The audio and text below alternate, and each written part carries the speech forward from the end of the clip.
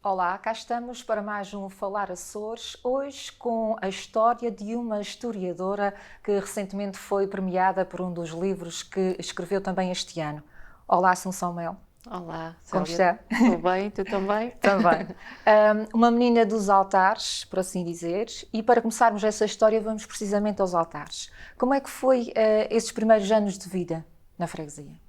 Bem, os primeiros anos de vida foram iguais como tantas outras crianças, que nasci nos anos 70, fui para a escola dos altares nos anos 80, a escola primária, dali segui para a escola dos biscoitos. Na escola primária, em criança bem pequenina, diziam que eu era muito inteligente, mas foi a única altura assim que eu ouvi essa palavra, porque eu aprendi a ler com 5 anos e isso já era assim considerado algo de diferente. Alguém a ajudou? Sim, talvez a minha irmã mais velha, porque tenho uma irmã mais velha do que eu, 11 anos, e ela também, depois, na altura, estava a estudar, ingressou também num curso superior e incentivava também para as letras. Além do mais, já há aqui uma situação também muito engraçada que eu gostava de referir a respeito da freguesia. É que a freguesia dos Altares era das poucas freguesias a ter uma biblioteca fixa da Gulbenkian. E isto teve um papel determinante na educação de muitas crianças e jovens e mesmo idosos na freguesia, porque havia as bibliotecas itinerantes. Mas nós tivemos a Biblioteca Popular número 2 e depois tivemos a Biblioteca Fixa da Carlos Gulbenkian número 22.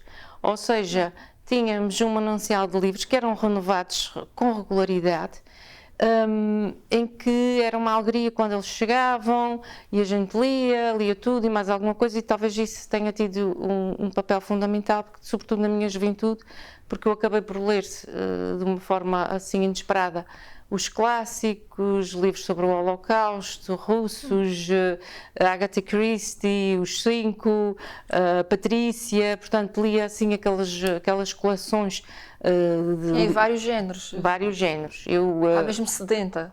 Eu leio tudo e posso dizer mesmo isso sem Continua. qualquer problema. Continuo.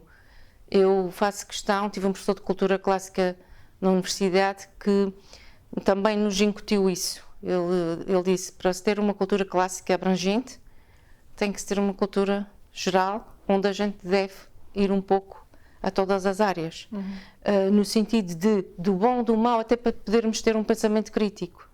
E daí que eu não sou muito esquisita para a leitura, às vezes leio coisas que como é que tu lês isso? Eu leio isso, não há problema. Tudo serve. Tudo serve. Ele dizia, nem que seja a lista telefónica. Pronto. Pode ser.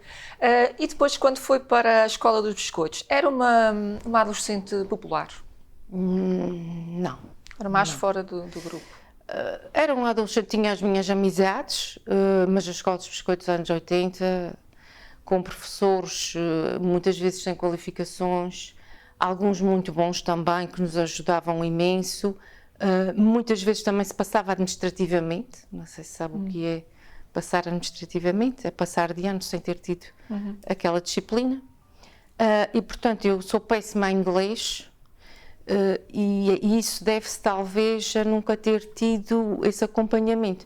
Também, por outro lado, o francês ainda na minha época que era a língua dominante, exatamente.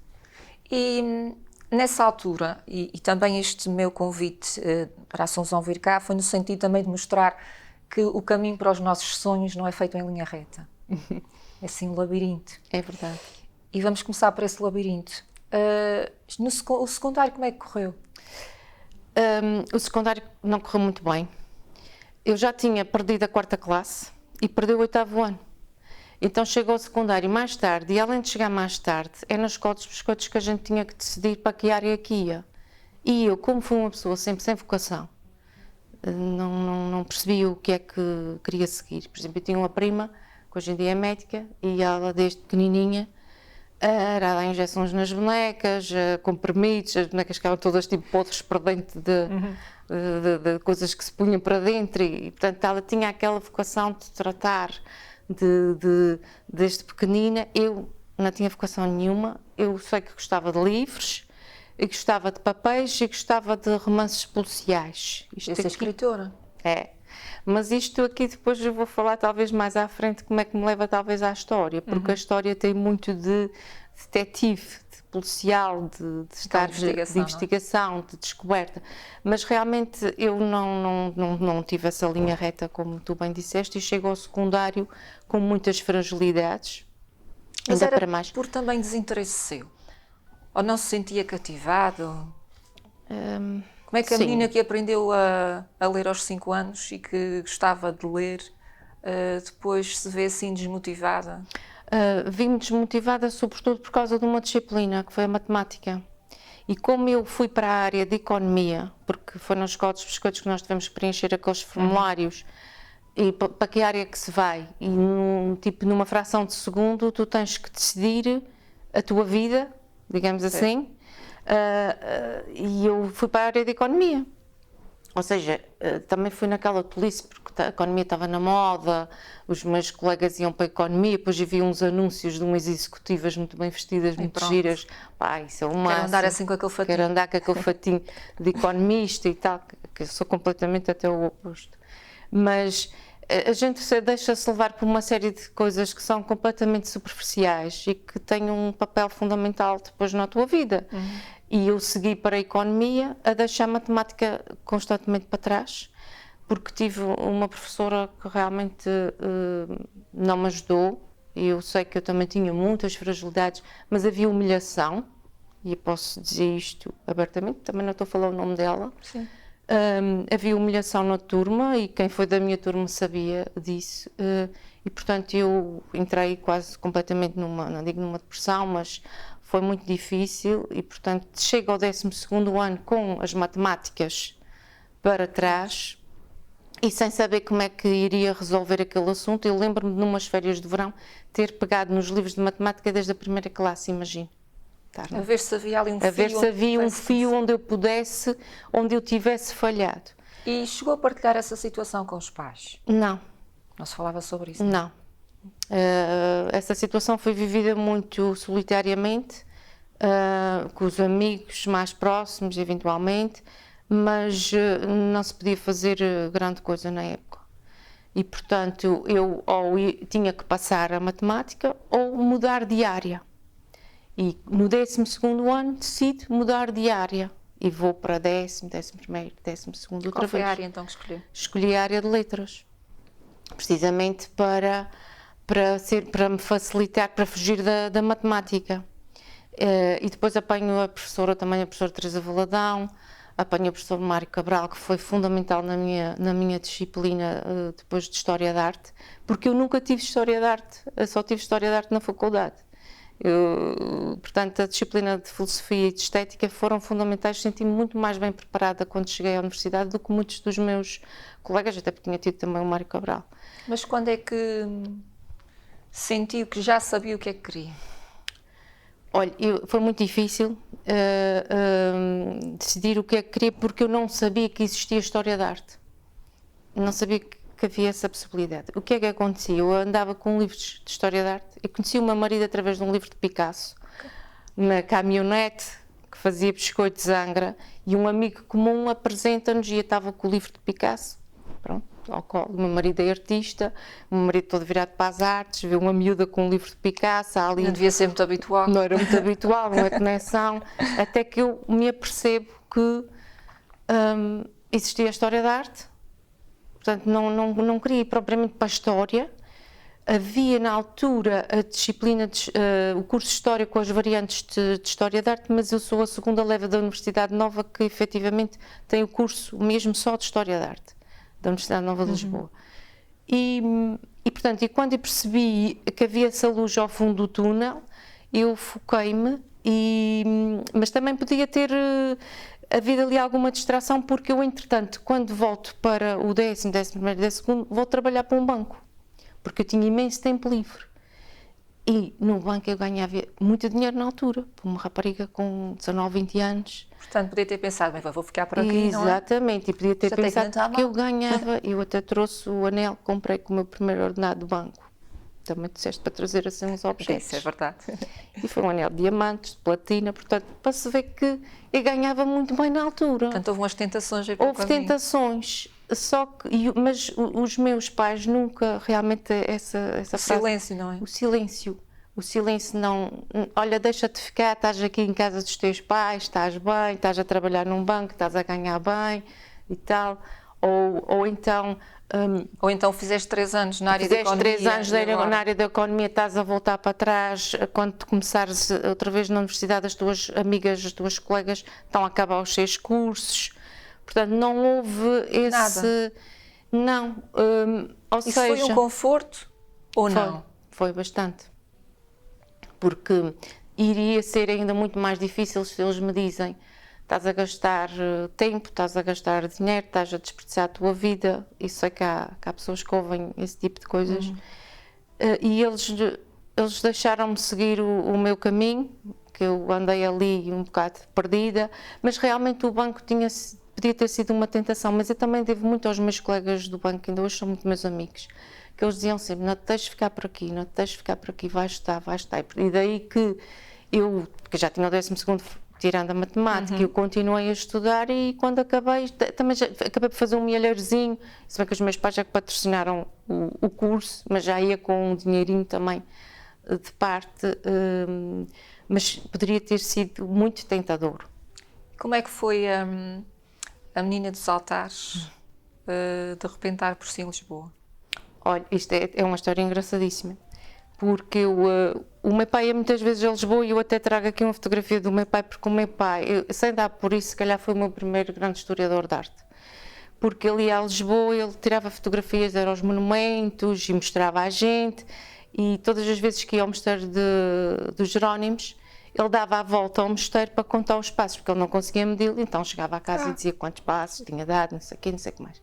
E eu nunca tinha ido, isto parece ser uma história, como é que é possível? Nunca tinha ido a Lisboa e fui metida num avião sozinha, completamente sozinha, tipo, eu senti-me tipo Madonna em Nova Iorque, imagina.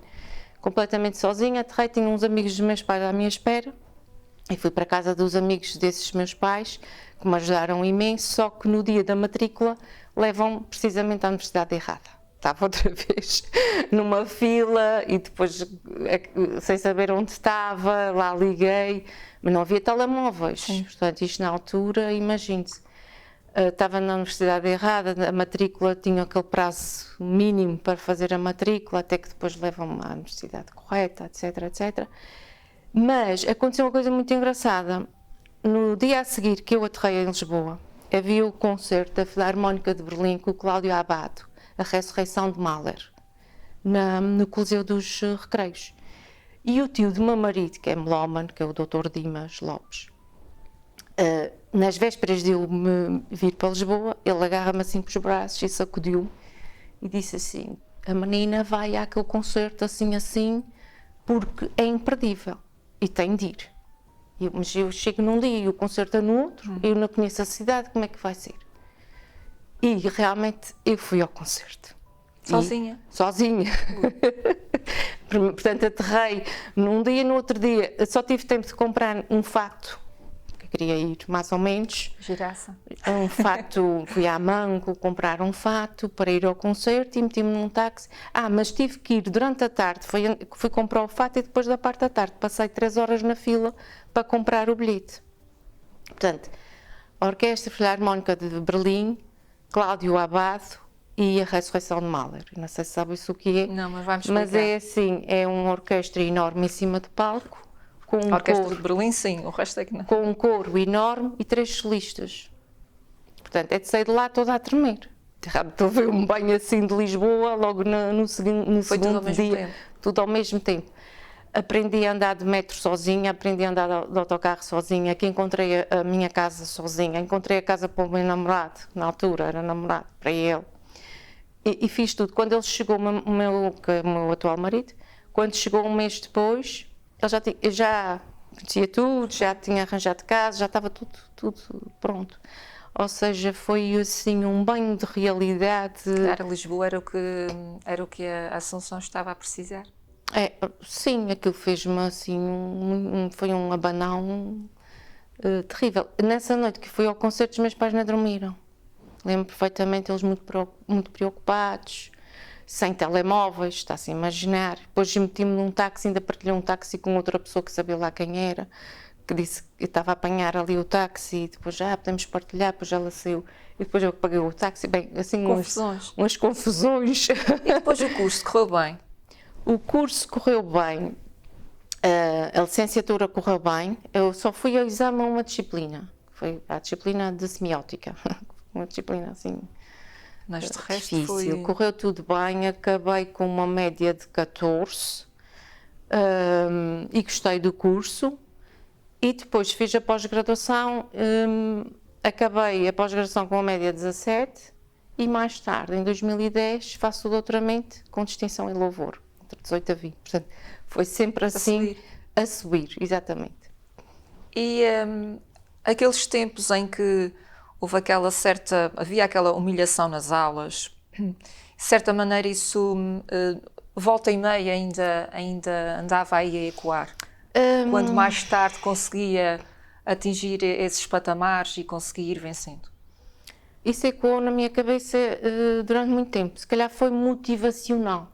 Ao Portanto, contrário, em vez de colocá-la mais em baixo, fez o contrário. Eu acho que senti-me um bocadinho Cristiano Ronaldo quando não acertava com a baliza, exato, não é? Com os golos de cabeça na baliza. Acabou por ser motivacional, mas é claro que isso não foi benéfico, isso não é favorável a ninguém. Deixam uma marca, não é? Deixam uma marca, exatamente. Mas realmente eu ouvi coisas muito más nessas aulas. E depois o que é que faz uma historiadora de arte? Pois, aí é que está. É que as pessoas também me perguntavam o que é que tu vais fazer da vida, história de arte, mas isso o que é? Isso há emprego para isto? Dá para ganhar dinheiro? Isso eu ouvi isso muitas vezes. É logo a principal preocupação. E eu realmente também me preocupava com isso, só que eu, como tinha tido aqueles reveses, andar para trás, eu pensava assim, bem, se eu desperdicei e investi tanto da minha vida neste curso, isto se acontecer, eu tenho que fazer alguma coisa de jeito. Tinha o banco. Nesta vida, tinha o banco. E tinha sempre o banco, é verdade. É? Porque eles falaram na altura que se houvesse algum problema, porque eles gostavam de mim e eu era trabalhadora, mas aquilo não era uma situação... Então como é que foi o regresso aqui à terceira? O regresso à terceira, portanto, eu regresso com uma mão à frente e outra atrás, como todos os alunos que acabam as suas licenciaturas, e comecei a fazer um pequeno currículo, e comecei a entregar currículos por vários sítios. Um deles até foi na Santa Casa da Misericórdia, na Escola Profissional da Santa Casa da Misericórdia de Angra. Uhum. Eu entreguei o currículo numa tarde e no outro dia já estavam a chamar-me para eu dar História da Arte, precisamente. Tinham aberto o curso de conservação, técnico de conservação e restauro, uhum, e portanto não tinham pessoas nessa área. O que foi muito benéfico para mim, ainda hoje em dia. Eu comecei a dar aulas logo nessa altura e a partir daí nunca parei. Dei, portanto, às escolas profissionais, depois dei aos cursos de especialização tecnológica e hoje em dia dou na universidade. Mas foi fundamental porque eu tinha a matéria muito fresca, estava muito motivada, eu fazia aulas fantásticas, PowerPoints fantásticos, obrigava-os, eles quase que estavam num sistema de licenciatura. Porque obrigava-os a fazer papers e não sei quê, e motivava-os imenso, dizia que eles comigo estavam todos à partida com 20. E que nada de desistir. Nada de desistir, portanto só cabia a eles manter a nota ou não. Então eles ficavam extremamente motivados e eu hoje em dia adoro dar aulas, mas teve muito a ver com essa oportunidade do início. E depois fiz um estágio também ao mesmo tempo no Museu de Angra, uhum, que também foi fundamental. Hoje em dia também trabalho no Museu de Angra. Foi fundamental para depois poder ingressar mais tarde nesta carreira. E os pais sempre em silêncio? Os pais em silêncio, sim. E nos momentos de vitória? Manifestavam-se? Também manifestavam-se. Ou eram mais contidos? Eles manifestavam, eles não eram de grandes manifestações, mas, por exemplo, quando eu acabei o curso de História da Arte, o meu bolo era o homem vitruviano. Foi engraçadíssimo. Ou seja, eles estavam a par, estavam ao corrente. da iconografia, e de maneira que foi muito engraçado, não é? Mas esses silêncios que tu achaste graça, não foi de uma partilha que eu fiz. Foi que foste, já agora, não é? Foste moderadora de um evento da Criativa na Biblioteca de Angra e partilhaste esse pequeno episódio, aquilo ficou. Exato. Acho que foi fundamental, porque permitiu-me, eu sou uma pessoa muito livre, e permitiu-me criar nessa liberdade a pessoa que eu sou hoje, porque uma pessoa sem rumo, sem caminho, sem saber o que vai fazer da vida, se é pressionada, eu funciono mal, eu reajo, eu trabalho muito bem sob pressão, mas funciono mal, mas a pressão tem que ser minha. Não exterior. Não exterior, mas funciono muito mal quando sou pressionada. Eu, por vezes, até faço o avesso. Nesse aspecto, sou muito rebelde. E de maneira que essa maneira de ser deles, eles estavam atentos, eles sabiam o que é que eu estava a fazer e que estava tudo a correr bem. E alguns dos meus livros, eles ainda estavam vivos e partilharam essas conquistas comigo. Mas nunca grandes euforias, porque isso também é prejudicial para uma jovem que está a começar. Quando se coloca muita expectativa e a pessoa sente que pode não atingir aquela euforia e o outro pode fraudar a expectativa, portanto, esta moderação foi fundamental na minha carreira, no meu autoconhecimento. É muito independente, mas as suas raízes, a sua família, emociona-na muito. Eu acho que nunca falei com a Assunção, ou em algum momento que eu a tivesse visto, de lançamento de algum livro, em que não percebesse os olhos como está agora. Já está. Porque realmente é muito ligada, tem essas raízes muito dentro. E eu, quando pedi para que trouxesse alguns objetos que lhe tocassem mais, escolheu aqueles cadernos ali também. Que cadernos são aqueles? Bem, isso são os cadernos do meu pai.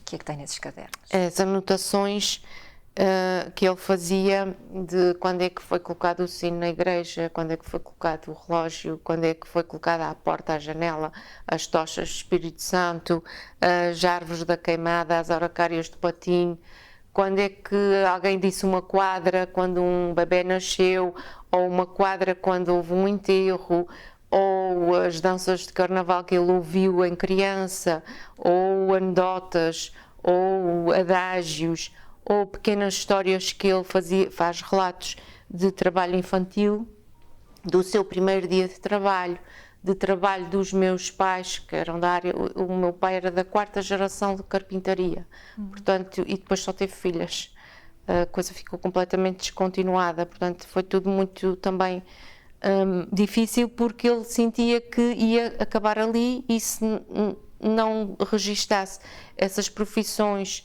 Como é que ele faz aqui uma anotação interessantíssima, como é que se contam árvores numa floresta? E ele explica como é que se contam essas árvores. É uma coisa tão simples, mas tão inteligente, tão esperta, que também partilho no livro dos altares. Não sei se sabes como é que se contam árvores numa floresta. Não disse nada, eu estava à espera que me ensinasse. Como é que se contam árvores? Porque na floresta a pessoa fica muito baralhada e fica sem saber quantas árvores está a contar. Então, com fios de espadana, a pessoa, por exemplo, corta 100 fios de espadana e põe à cintura, e em cada árvore vai pondo fios de espadana. Quando vi que todas as árvores têm fios de espadana, conta que restou na cintura. Muito bem. São coisas assim que o meu pai tinha. Aqueles tesourinhos. Exatamente. Quem é que plantou, por exemplo, os plátanos da queimada? Também. Em que ano plantou? Eu, por exemplo, não sabia às vezes bem uma data fixa, certa, mas eu sabia que o sino tinha sido colocado no dia que o tio Manuel tinha nascido. Ele associava a eventos familiares. Ele associava a eventos. Giro. Então, E a Assunção também é assim? É de registar? Não. Eu não sou tão... não tenho esta memória que o meu pai tinha. Eu tenho que registar mais e não associo tanto. Eu acho que isso é uma capacidade que ele tinha inata, porque ele tirava medidas e sabia medidas de tetos, por exemplo, de cor. Do que é que ia para tirantes ou para forros ou para tudo de cor, em medidas de uma casa. Ele não tirava notas. Isso é uma memória que eu não tenho. Memória de elefante. É uma memória de elefante. Depois acabou por ter Alzheimer, ou seja, perder a memória. O que foi terrível, porque a perca da memória é, por isso é que o livro é Altares da Memória também. A perca da memória é a perca da nossa identidade, é de sabermos quem somos e quem é o outro. E isso é o maior drama de uma doença, é efetivamente a perca da memória, porque a história também se faz das memórias. E a nossa identidade também faz-se delas. E para quem está a ver e a acompanhar de perto, também é uma dor muito grande, não é? Porque quase que sentimos que ele acaba por morrer no dia em que nos deixa de conhecer. É um bocado assim. Mas ele, realmente, nestes cadernos, que tem imensas anotações, estava-te a contar há bocadinho uma história. Eu estava na livraria do Joel e um senhor estava a dizer ao outro que havia uma quadra lindíssima do Charrua sobre. O outro estava a despique que ele só tinha um filho. E que ele só tinha um filho e o outro tinha, não sei se tinha 6 ou 7. Ele estava ali a querer picar o outro que só tinha um filho e o senhor estava lá na livraria do Joel, estava a dizer que era um quadro lindíssimo, mas que não se recordava. E eu sabia a quadra porque estava aqui nos registros do meu pai. E está também no livro dos altares, que é a tal Santana, mulher que brilha, que de Jesus foi avó. Ela só teve uma filha e essa filha um filho só. Portanto, é assim, aquele tipo de quadros que fica depois na memória e que... E graças a ele é uma quadra que não se perde, não é? Não se perde. E graças a ele, se calhar outras pessoas também que tomaram essas anotações, mas essas anotações ficarem na gaveta, como era o caso... Pois, não serve de nada, não é? Não serve de nada. E aqui durante esta nossa conversa... tenho passado aqui 2 reportagens da Vitec, uma delas exatamente no lançamento da obra Altares da Memória. É o mais recente livro da Assunção, lançou 2 este ano. Mas este, Altares da Memória, o advento das micro-histórias na periferia das periferias. E a Assunção socorre-se muito dessas anotações do seu pai, isso é uma partilha muito bonita, não ter ficado só para si e para a sua família. E para além disso, é com esta obra que acaba de ganhar o prémio da EML, que premia anualmente uma obra de investigação de reconhecido mérito sobre a história. Como é que foi? Também foi uma história muito engraçada porque, como tinha estes 2 livros, foram lançados com uma diferença de 3 dias, em maio deste ano. O Dr. João Maria Mendes, que é meu amigo, já fez prefácio, já fez a apresentação dos livros. Um dia manda-me um mail e disse: olha, tem aqui o regulamento da Academia Portuguesa de História, tu havias de concorrer com o livro da Costa, porque o livro está pronto, está apresentável, é uma obra completa também. Sim, é um livro mais académico. Havias de concorrer com esse livro. E eu, olha, interessante. Isto deve ter sido, portanto, isto foi maio, junho. Em julho ia a Lisboa. Para cada prémio tem que se levar 3 exemplares. Eu só concorri a um, portanto levei 3 exemplares da Costa, mas como tinha lançado o livro dos altares, disse: olha, vou meter este no saco, mais ou menos um, já que vai. Não custa nada tentar. Não custa nada tentar. Cheguei à Academia Portuguesa de História, deixei lá o saco, mas sem o requerimento para que prémio iria concorrer, porque eu não percebia nada daquilo. E, além disso, há prémios exclusivos para os académicos da Academia Portuguesa de História, portanto, eu estava completamente fora. E há outros muito específicos, com datas ou com reinados muito específicos, também estava completamente fora. Realmente, o da EML é um prémio mais abrangente, que é Percursos, Caminhos e... já não me recordo o título do prémio, mas tem a ver com a mobilidade. Percursos, Caminhos e mobilidade. Eu chego lá com os livros e o senhor que me recebeu foi muito simpático e disse, olha, já que veio de tão longe, mas não sabe a que prémios vai concorrer, não há problema, deixe cá os livros, porque quando chegar lá à terceira, depois lê melhor os regulamentos e envia-me o requerimento por e-mail. Está bem, e eu, está bem. Deixei os livros, enviei os requerimentos, ele enviou um requerimento, acho que para o prémio CTT e o outro já não sei para quê, mas não enviei para prémio ML nenhum, que eu nem sabia isso o que era.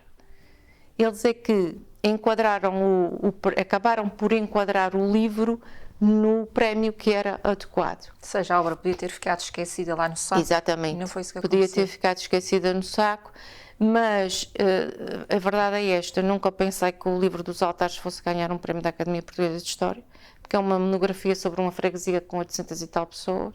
No meio do Atlântico. No meio do Atlântico, na periferia das periferias, fala das micro-histórias. Eu nunca o assumi como um livro de história, daí que eu falo de memória e micro-histórias, mas eles, depois falei com a Presidente, acharam imensa graça ao livro, porque além de ser um livro que tem a componente académica, porque eu recorri-me dos arquivos, sobretudo arquivos de regedores das freguesias que contam imensa história, portanto não é só as memórias do meu pai, mas foi, de certa maneira havia pouca documentação. A documentação é o arquivo do Passal, o arquivo da Auditoria Administrativa, que está na Biblioteca Pública Luís da Silva Ribeiro, e depois registros de óbitos, de batizados, de casamentos, portanto toda essa documentação. É também bastante completo. Que é bastante, exatamente, e portanto tudo.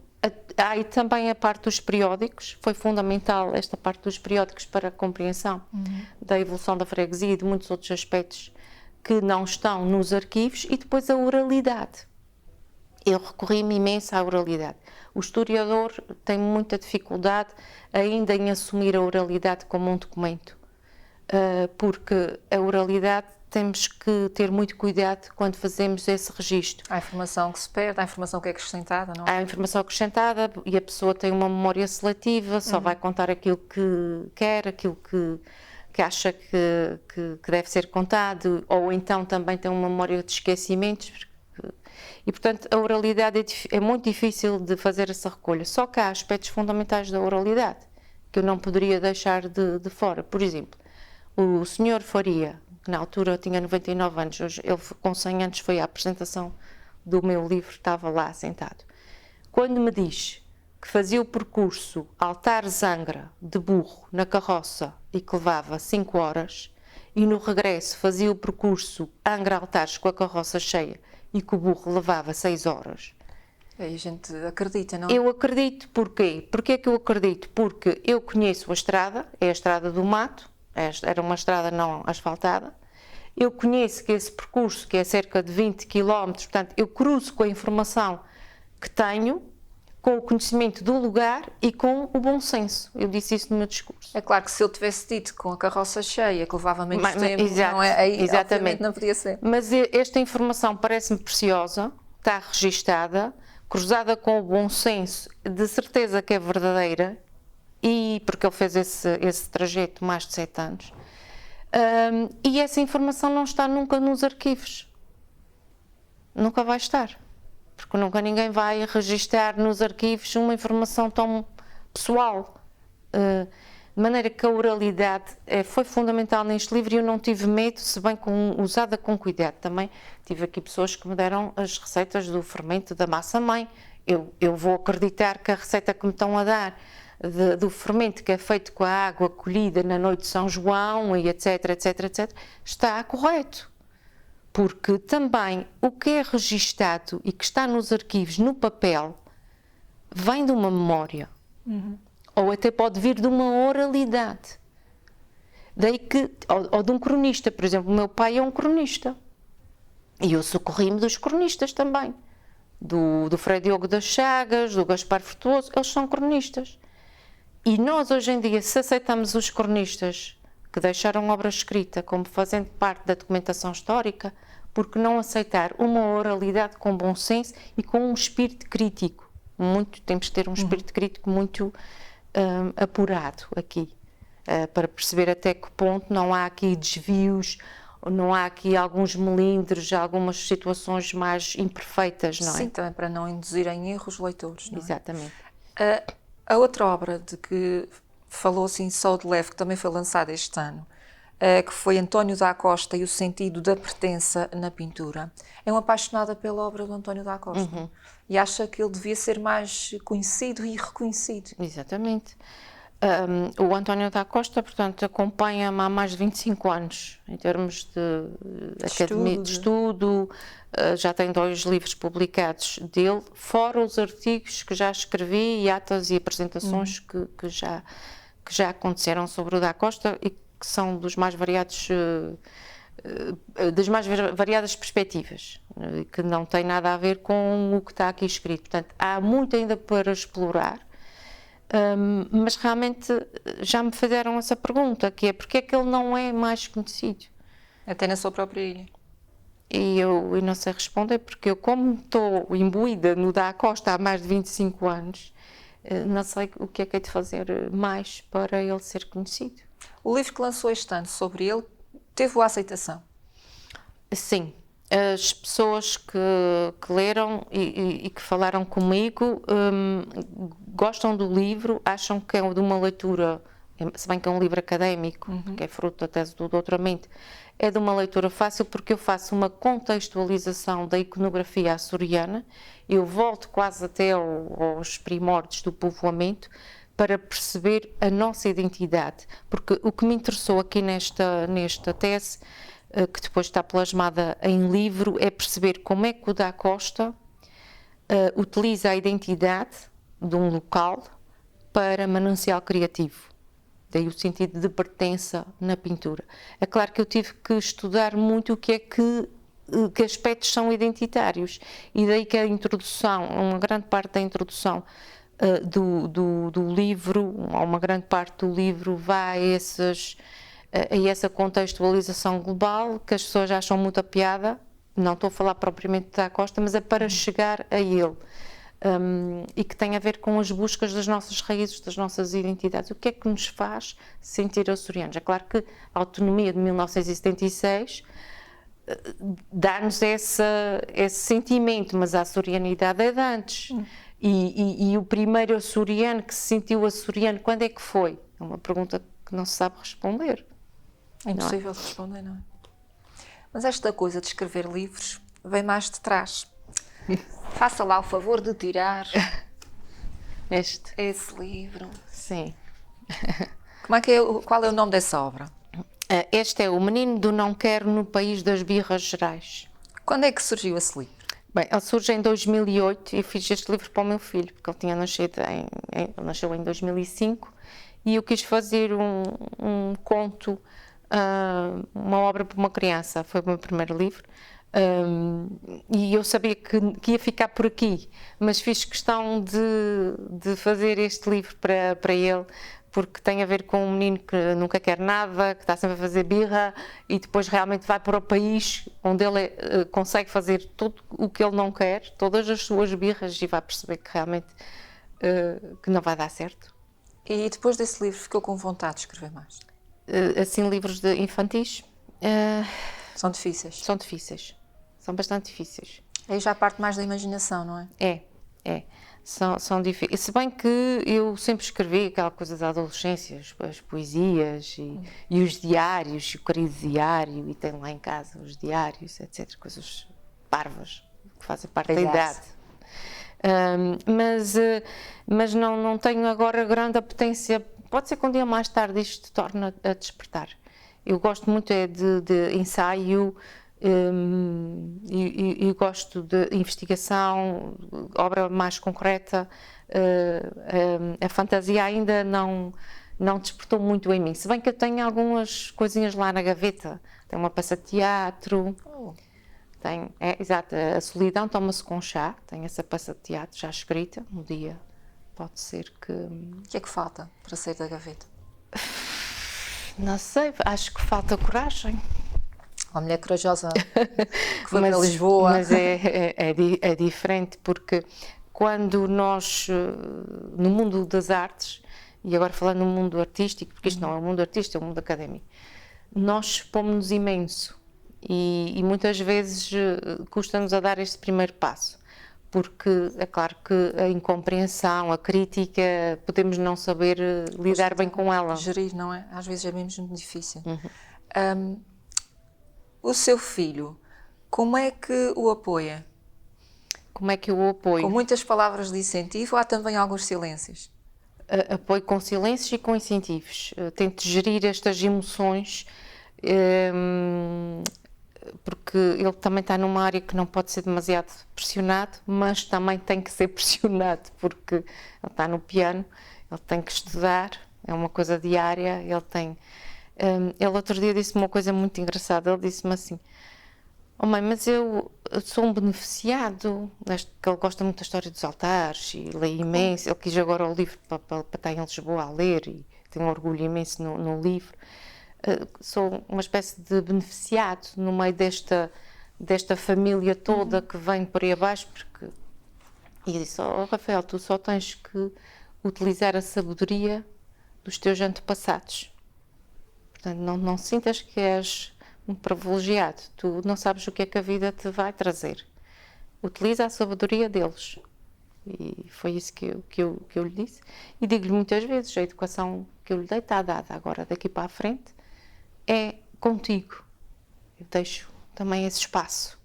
Portanto, tento não andar sempre a pressionar em cima, mas atenta, obviamente, porque é um curso muito difícil e que tem que se lidar com a frustração muitas vezes, também com as alegrias e com as vitórias. É preciso a gente ter aquele meio termo. É tudo uma família de artistas.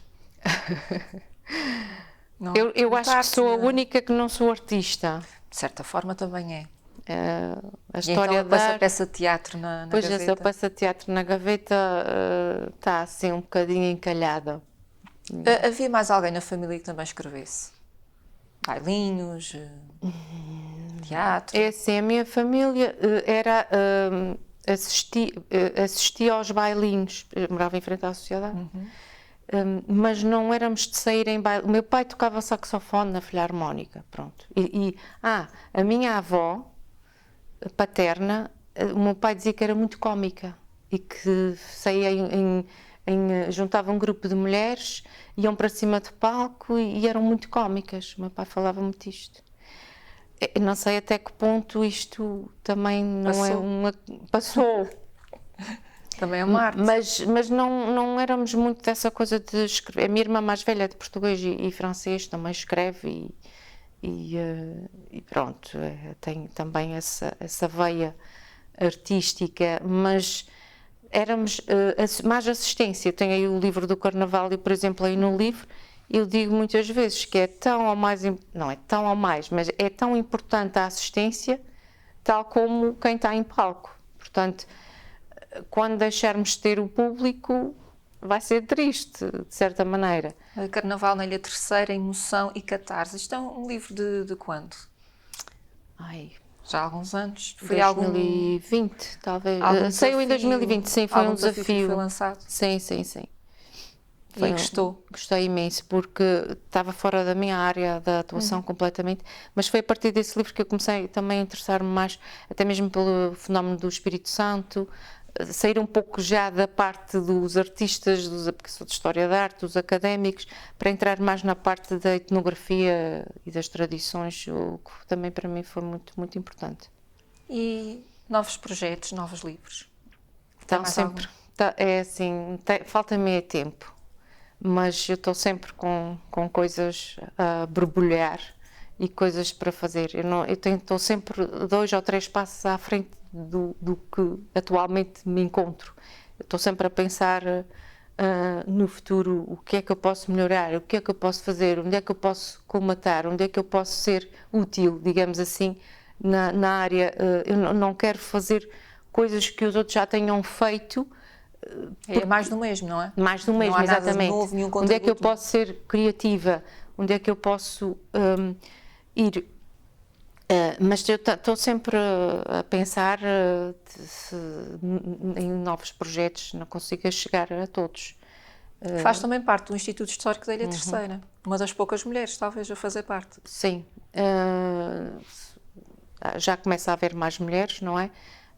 Este ano, em março, fui convidada para fazer parte da mesa, sou tesoureira, é uma experiência que estou a adorar, dá muito trabalho, mas aquele colóquio que nós fizemos sobre o Gungunhana encheu-nos a alma, digamos assim, já estamos a pensar num colóquio para o ano, portanto, não desmotivar. E esse trabalho também que é dado à sociedade é muito importante, e é preciso que as pessoas valorizem esses trabalhos que são feitos em prol da sociedade, porque somos uma associação sem fins lucrativos, os mesários e os seus sócios trabalham em prol de uma comunidade, a comunidade só tem que aproveitar aquilo que lhes é dado e isso é muito bom, também sentirmos que podemos fazer pelos outros. Eu tenho a ideia que o Instituto Histórico da Ilha Terceira promove uma conferência por mês, o lançamento de um livro. Eu acho que é mais ou menos por aí, não é? Estamos sempre, sim, ultimamente temos editado muitos livros, graças à Câmara Municipal de Angra do Heroísmo, que nos tem apoiado imenso. Temos já, sei lá, 3 ou 4 já na calha a sair.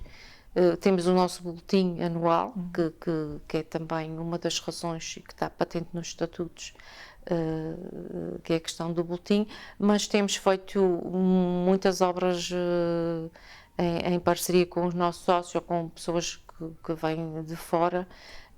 Há muitos projetos a ser lançados, a Vitec vai ficando atenta porque temos muita coisa ainda a fazer. Ainda ontem estivemos no aniversário, 82 anos do Instituto, e como prenda, por assim dizer, criaram agora um novo prémio para reconhecer o mérito de alunos na área da história. Também foi muito bonito ver, neste caso foram 3 jovens, não é? Exatamente.